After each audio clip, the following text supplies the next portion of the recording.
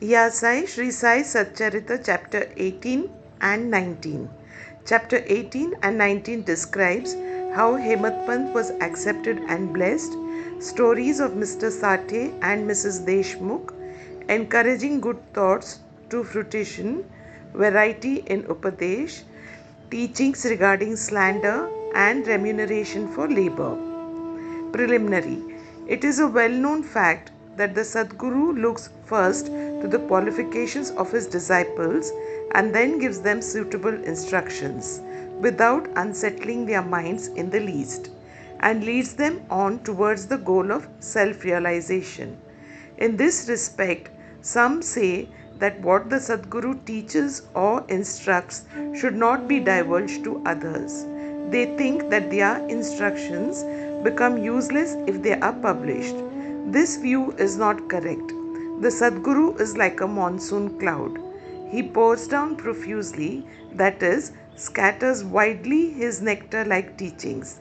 These we should enjoy and assimilate to our heart's content and then serve others with them without any reservation. This rule should apply not only to what he teaches in our waking state but to the visions he gives us in our dreams. To quote an instance, Buddha Kaushik Rishi published his celebrated Rama Raksha Strota, which he had seen in his dream. Like a loving mother forcing bitter but beneficial medicines down the throats of her children for the sake of their health, Baba imparted spiritual instructions to his devotees. His method was not veiled or secret but quite open.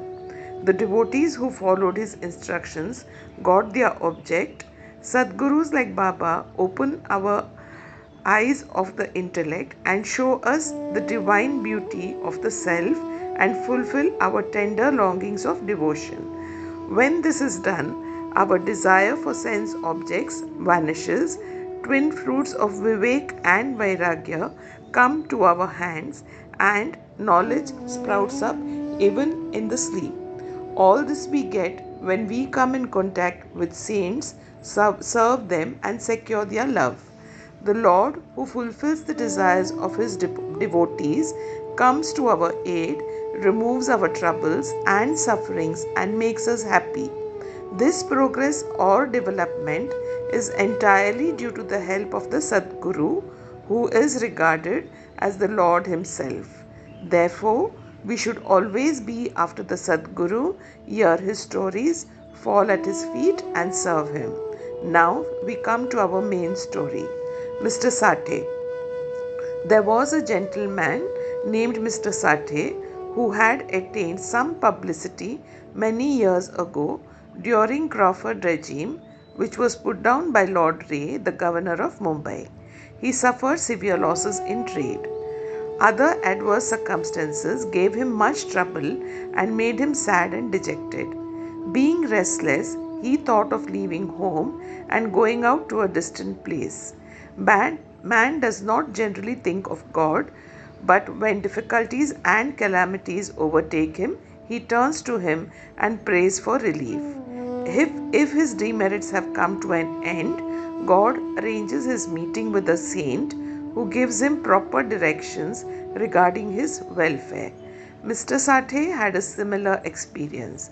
His friends advised him to go to Shirdi, where so many people were flocking to get Baba's darshan for getting peace of mind and the satisfaction of their wants. He liked the idea and at once came to Shirdi in 1917. Seeing Baba's form, which was like eternal Brahma, self-luminous, peerless and pure, his mind lost its restlessness and became calm and composed. He thought that it was the accumulation of merits in his former births that brought him to the holy feet of Baba. He was a man of strong will. He at once started to make a parayan of Guru Charita. When the reading was finished in a saptah, Baba gave him a vision that night. It was to this effect. Baba, with Guru Charita in his hand, was explaining its contents to Mr. Sathe, who was sitting in front and listening carefully. When he woke up, he remembered the dream and felt very happy. He thought that it was extremely kind of Baba, who awakens souls like his that are snoring in ignorance and makes them taste the nectar of Guru Charita. Next day, he informed Kaka Sahib Dixit of this vision and requested him to consult Baba regarding its meaning or significance, whether one Sapta's reading was sufficient or whether he should begin again. Kaka Sahib Dixit, when got a suitable opportunity, asked Baba, Deva, what do you suggest to Mr. Sathe by this vision? Whether he should stop or continue the Sapta. He is a simple devotee, his desire should be fulfilled.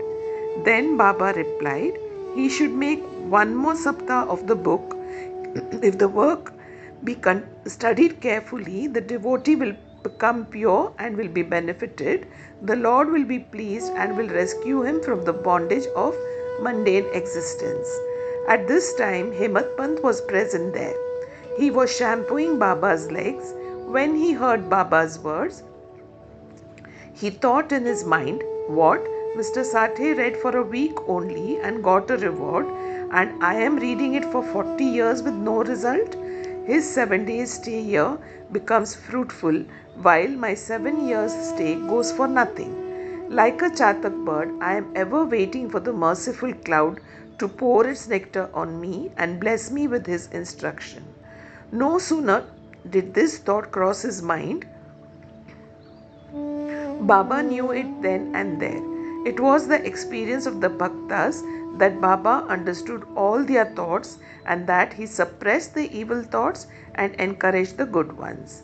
Reading Hemat Pant's mind, Baba at once asked him to get up, go to Shama, get from him rupees 15 as dakshina, sit and chit-chat with him for a while and then return. Mercy dawned in Baba's mind, so he issued this order. But who could disobey Baba's order? Hemat Pant immediately left the masjid and came to Shama's house. He had just bathed and was wearing a dhotar. He came out and asked Hemat Pant, how is it that you are here now? It seems that you have come from the masjid. Why do you look restless and dejected? Why are you alone? Please sit and rest while I shall do my worship and return. In the meanwhile, you please take pan bida. Let us then have a pleasant chat. After saying this, he went inside and Hemat Pant sat alone in the veranda. He saw in the window a well-known Marathi book named Nath Bhagwat. This is a commentary by the saint Eknath on the 11th skanda of a bigger Sanskrit work, the Bhagwat. At the suggestion or the recommendation of Baba, Bapu Sahib Jog and Kaka Sahib Dixit read Bhagavad Gita daily with its Marathi commentary named Bhavarta Deepika or Dhyaneshwari and Nath Bhagwat, and also Eknath's other big work, namely Bhavarta Ramayana. When devotees came to Baba and asked him certain questions, he sometimes answered them in part and asked them to go and listen to the readings of the above mentioned works, which are the main treatises of the Bhagavad Dharma. When the devotees went and listened, they got full and satisfactory replies to their questions. Hemat Pant also used to read daily some portions of Nath Bhagwat. That day he did not complete the daily portion of his reading, but had left it unfinished in order to accompany certain devotees who were going to the masjid. When he took up the book from Shama's window and casually opened it, he found to his surprise that the unfinished portion opened up. He thought that Baba sent him very kindly to Shama's house for enabling him to complete his daily routine. So he went through the unfinished portion and completed it. As soon as this was over, Shama, after doing his worship, came out and the following conversation took place between them. Hemat Pant, I have come with the message from Baba. He has asked me to return with rupees 15 as dakshina from you, also to sit with you for a while and have a pleasant chit chat and then return to the masjid with you. Shama, I have no money to give. Take my 15 namaskars in the lieu of rupees as dakshina to Baba. Hemantpant said, "All right, your namaskars are accepted. Now let us have some chit-chat. Tell me some stories and leelas of Baba which will destroy our sins." Shama said, "Then sit here for a while. Wonderful is the sport of this god. You know it already. I am a village rustic, while you are an enlightened citizen. You have seen some more leelas since your coming over here. How should I describe them before you? Well, take these leaves, betel nut and tuna, and have the pan bida while I go in, dress myself and come out." In a few minutes, Shama came out and sat talking with Hemant Pant. He said, "The leelas of this god is inscrutable. There is no end to his leelas. Who can see them? He plays or sports with his leelas, still he is beyond them. What do we rustics know? Why does not Baba himself tell stories? Why does he send learned men like you to fools like me? His ways are inconceivable. I can only say that they are not human." With this preface, Shama added, "I now remember a story which I shall relate to you. I know it personally. As a devotee is resolute and determined, so is Baba's immediate response. Sometimes Baba puts the devotees to severe test and then gives them Upadesh. As soon as Hemant Pant heard the word Upadesh, a flash of lightning crossed through his mind. He at once remembered the story of Mr. Sate's Guru Charita reading and thought that Baba might have sent him to Shama in order to give peace to his restless mind. However, he curbed this feeling and began to listen to Shama's story. They all showed how kind and affectionate Baba was to his devotees. Hemant Pant began to feel joy on hearing all these. Then Shama began to tell the following story. Mrs. Radhabai Deshmukh. There was an old woman by the name Radhabai. She was the mother of Kashaba Deshmukh. Hearing Baba's fame, she came to Shirdi with the people of Sangamner. She took Baba's darshan and was much satisfied. She loved Baba intimately and resolved in her mind that she should accept Baba as her guru and take some upadesh from him. She determined to fast herself unto death so long as Baba did not accept her and give her any upadesh or mantra. She stayed in her lodging and stopped taking any food or water for 3 days. I was frightened by this ordeal of the old woman and interceded with Baba on her behalf. I said, "Deva, what is this you have started? You drag so many persons here. You know that old lady. She is very obstinate and depends on you. She has resolved to fast unto death if you don't accept and instruct her. If anything worse happens, people will blame you and say that Baba did not instruct her, and as a consequence she met her death. So take some mercy on her, bless her and instruct her." On seeing her determination, Baba sent for her and made her change her mind by addressing as follows. "O mother, why do you have to subject yourself to unnecessary tortures? You are my mother and I am your child. Take pity on me and hear me through. I tell you my own story, which if you listen carefully will do you good. I had a guru. He was a great saint and most merciful. I served him long, very long, still he would not blow any mantra into my ears. I had a keen desire never to leave him, but to stay with him and serve him, and at all costs receive some instructions from him. But he had his own way. He first got my head shaved and asked me for 2 paise as dakshina. I gave the same at once. You may say that as my guru was perfect, why should he ask for money and how should he be called desireless? The reply is that he never cared for coins. What had he to do with them? His 2 paise were firm faith and patience or perseverance. I gave these 2 paise to him and he was pleased. I resorted to my guru for 12 years. He brought me up. There was no dearth of food and clothing. He was full of love, or say, he was love incarnate. How can I describe it? He loved me most. Rare is a guru like him. When I looked at him, he seemed as if he was in deep meditation, and then we both were filled with bliss. Night and day I gazed at him with no thought of hunger and thirst. Without him I felt restless. I had no other subject to meditate upon, nor any other thing than my Guru to attend. He was my sole refuge.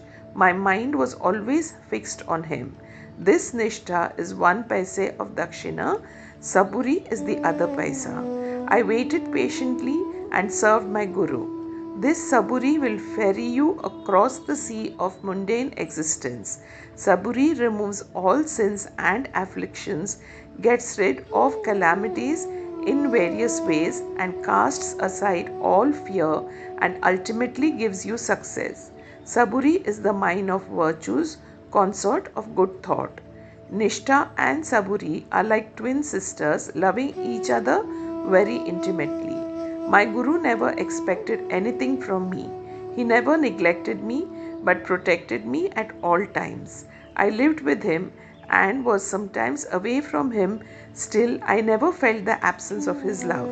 He always protected me by his glance, just as the tortoise feeds her young ones, whether they are near her or away from her on the other side of the bank, by her loving glances.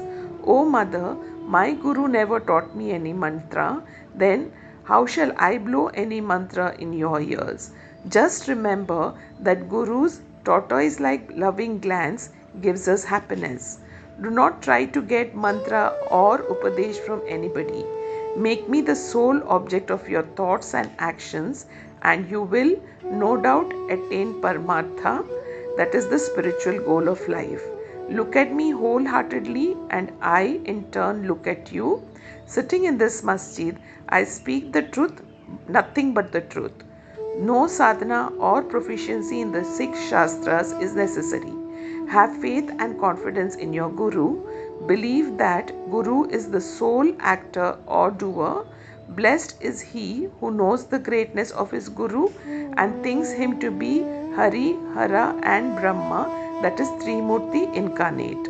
Instructed in this way, the old lady was convinced. She bowed to Baba and gave up her fast. Hearing this story carefully and attentively and marking its significance and appropriateness, Hemantpad was most agreeably surprised. On seeing this wonderful Leela of Baba, he was moved from top to toe. He was overflowing with joy. His throat was choked and he was not able to utter a single word.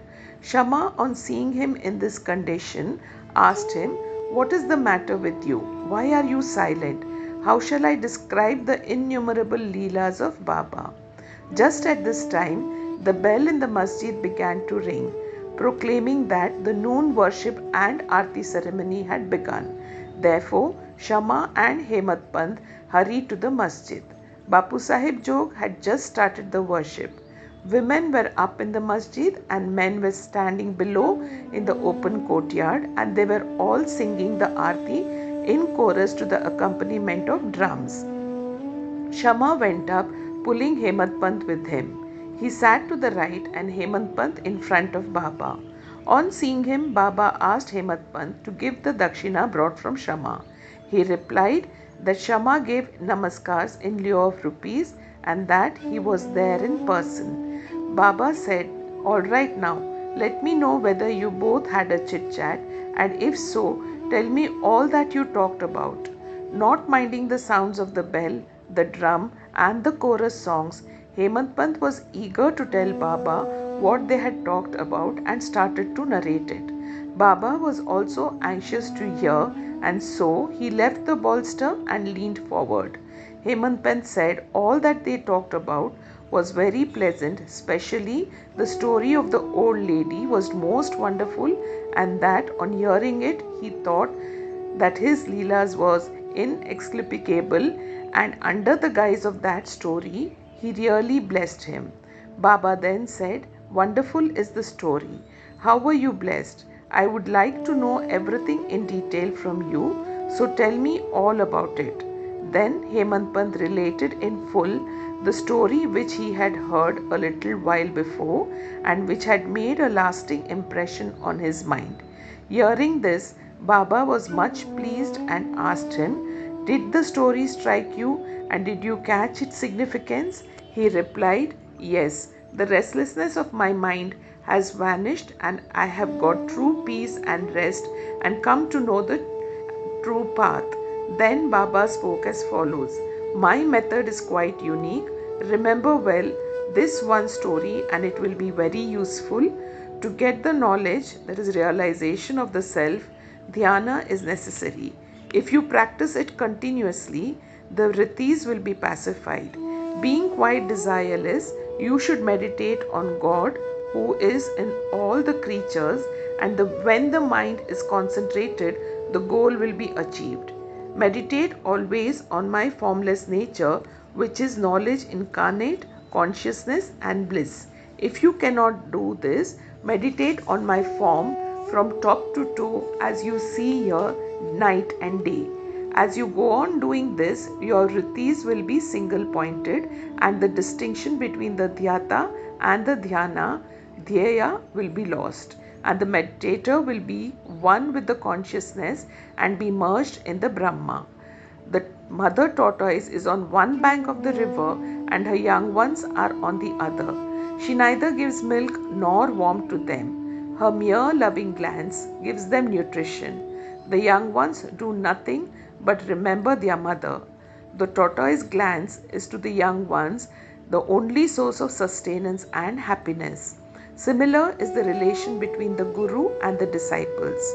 When Baba uttered these words, the chorus of the Aarti song was over and all cried out loudly in unison, "Victory be to our Sadguru Sai Maharaj, who is pure consciousness, knowledge and bliss." Dear readers, let us imagine that we are at this time standing amongst the crowd in the masjid, and let us join them in this Jai Jaikar. After the Aarti ceremony was over, Prasad was distributed. Bapu Sahib Jog came forward as usual and after saluting Baba, gave into his palm a handful of sugar candy. Baba pushed all this into the hands of Hemant Pant and said to him, "If you take this story to heart and remember it well, your state will be sweet as the sugar candy, all your desires will be fulfilled and you will be happy." Hemant Pant bowed down to Baba and implored, "Do favor me like this, bless and protect me always." Baba replied, "Hear this story, meditate on it and assimilate its spirit. Then you will always remember and meditate on the Lord who will manifest himself to you." Dear readers, Hemant Pant got prasad of sugar candy and we now get the prasad of sugar candy or nectar of this story. Baba's advice regarding our behavior. The following words of Baba are of general welfare and invaluable. If they are kept in mind and acted upon, they will always do you good. Unless there is some relation or connection, nobody goes anywhere. If any men or creatures come to you, do not discourteously drive them away, but receive them well and treat them with due respect. Sri Hari will be certainly pleased if you give water to the thirsty, bread to the hungry, clothes to the naked, and your veranda to strangers for resting. If anybody wants any money from you and you are not inclined to give, do not give, but do not bark at him like a dog. Let anybody speak hundreds of things against you, do not resent by giving any bitter reply. If you tolerate such things, you will certainly be happy. Let the world go topsy-turvy, you remain where you are. Standing in your own place, look on calmly at the show of all things passing before you. Demolish the wall of difference that separates you from me, and then the road for our meeting will be clear and open. The sense of differentiation as I and thou is the barrier that keeps away the disciple from his master, and unless that is destroyed, the state of union is not possible. Allah Malik, that is God, is the sole proprietor. Nobody else is our protector. His method of work is extraordinary, invaluable and inscrutable. His will be done, and He will show us the way and satisfy our heart's desires. On account of Runanubandh that we have come together, let us love and serve each other and be happy. He who attains the supreme goal of life is immortal and happy. All others merely exist, that is, live so long as they breathe, encouraging good thoughts to fruition. It is interesting to note how Baba encouraged good thoughts. You have to surrender yourself completely to him with love and devotion, and then you will see how he helps you throughout. Some saint has said that when you get a good thought immediately after awakening from sleep, and if you develop the same afterwards during the day, your intellect will be unfolded and your mind will attain calmness. Hemant Pant wanted to try this. One Wednesday night before going to bed, he thought, tomorrow is Thursday, an auspicious day, and the place, namely Shirdi, is so holy, so let me pass the whole day in remembering and celebrating Ram Nam. And then he slept off. Next morning when he got up, he remembered without any effort the name of Ram and was much pleased. After finishing his morning duties, he went to see Baba with flowers. When he left Dikshit Wada and was passing by Butti Wada, he heard the beautiful song that was being sung nicely by one Aurangabadkar in the masjid before Baba. The song was Guru Krupanjan Payo Mere Pai, etc. by Eknath, in which he says that he got the collyrium in the form of his Guru's grace, which opened his vision and made him see Ram in and out, in sleep, dream and waking state, and everywhere. There are so many songs, but why was this song particularly chosen by Aurangabadkar, a devotee of Baba? Is this not a curious coincidence arranged by Baba to amplify the determination of Hemant Pant to sing unceasingly Ram Nam during the day? All saints agree and lay stress upon the efficacy of uttering Ram's name in fulfilling the ambitions of the Bhaktas and in protecting and saving them from all calamities. Variety in Upadesh, that is, the slanderer condemned. Baba required no special place nor any special time for giving instructions. Whenever any occasion demanded, he gave them freely. Once it so happened that a bhakta of Baba reviled someone behind his back before other people. On leaving aside merits, he dwelt on the faults of his brother and spoke so sarcastically that the hearers were disgusted. Generally, we see that people have a tendency to scandalize others unnecessarily, and this brings on ill feelings. Saints see scandal in another light. They say that there are various ways of cleansing or removing dirt, namely by means of water and soap, etc. But a scandal monger has got a way of his own. He removes the dirt of others by his tongue, so in a way he obliges the person whom he reviles, and for this he is to be thanked. Baba had his own method of correcting the scandal monger. He knew by his omniscience what the slanderer had done, and when he met him at noon near the Lendi, Baba pointed out to him a pig that was eating filth near the fence, and said to him, "Behold, how with what relish is gulping filth. Your conduct is similar. You go on reviling your own brother to your heart's content. After performing many deeds of merit, you are born as a human, and if you act like this, how can Shirdi help you in any way?" Needless to say that the Bhakta took the lesson to his heart and went away. In this way, Baba went on giving instructions whenever necessary. If these are borne in our minds and acted upon, the spiritual goal is not far away. There is a proverb which says, "If there be my Hari, he will feed me on my cot." This proverb is only true in respect of food and clothing, but if anyone believing this sits idle and does nothing in spiritual matters, he will be ruined. One has to exert himself to his utmost for attaining self-realization. The more he endeavors, the better for him. Baba said that he was omnipresent, transcending light, land, air, world, light and heaven, and that he was not localized.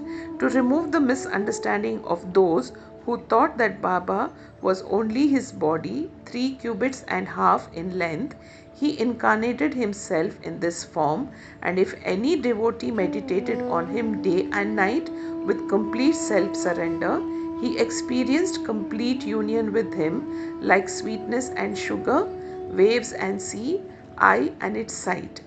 He who wants to get rid of the cycle of births and deaths should lead a righteous life with his mind calm and composed. He should not speak harshly to anyone so as to hurt him. He should always engage himself in good actions, should do his duties and surrender himself heart and soul to him. He need not then be afraid of anything. He who trusts him entirely, hears and expounds his leelas and does not think of anything else is sure to attain self-realization. Baba asked many to remember his name and to surrender to him. But to those who wanted to know who they were, that is, who am I, he advised Shravan and Manan. To some he advised remembering God's name, to others hearing his leelas, to some worship of his feet, and to others reading and studying Adhyatma Ramayana, Dhyaneshwari and other sacred scriptures. Some he made sit near his feet, some he sent to Khandoba's temple, and some he advised the repetition of the 1,000 names of Vishnu, and some the study of Chandayoga Upanishad and the Gita. There was neither any limit nor any restriction to his instructions. He gave in person or by visions and dreams. To someone addicted to drink, he appeared in his dream, sat on his chest, pressed it, and left him after he gave a promise not to touch liquor anymore. To some he explained some mantras like Gurur Brahma in dreams. To some devotee who was practicing Hatha Yoga, he sent word that he should leave off Hatha Yoga practices, sit quiet and wait. It is impossible to describe all his ways and methods. In ordinary worldly dealings, he set examples by his actions, one of which is given below. Remuneration for labor. One day at noon, Baba came near Radha Krishna Mai's house and said, "Bring me a ladder." Some men brought it and set it against the wall of a house as directed by Baba. He climbed up on the roof of the Vaman Gondkar's house, passed over the roof of Radha Krishna Mai's house, and then got down from the other corner. What object Baba had, none could know. Radha Krishna Mai was at that time shivering with malaria. It may be to drive off that fever that he may have gone up there. Immediately after getting down, Baba paid 2 rupees to the persons who brought the ladder. Somebody asked Baba why he paid so much for this. He replied that nobody should take the labor of others in vain. The worker should be paid his dues promptly and liberally. If the principle taught by Baba be followed, that is, if the remuneration for labor be paid promptly and satisfactorily, the laborers will turn out better and both the laborers and their employers will be profited. Bow to Shri Sai, peace be to all.